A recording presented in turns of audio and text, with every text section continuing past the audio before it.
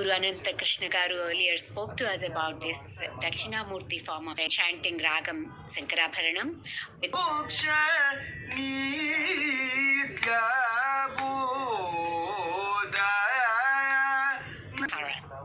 Vijay Lakshmi Garu will be gracing us with her rendition of the composition by the greatly revered Guru Sri Swami Ganapati Sachidananda Swami Garu. She'll be singing Uma Maheswara, one of his compositions. This composition is set to the soulful ragam of Sarasangi and Aditalam. Get ready to be captivated by Sri Vijaya Lakshmi's musical artistry. Welcome, Vijay Lakshmi. అందరికీ నమస్కారం.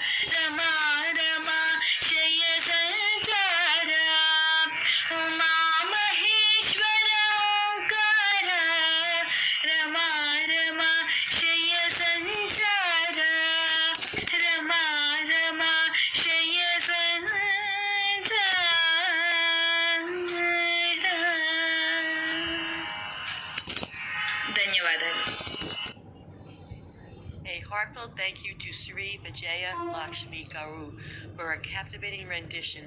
Your musical artistry adds a beautiful and soulful touch to our spiritual program. We appreciate your talent and dedication. Celebration. Now, we present the talented artist of the United States,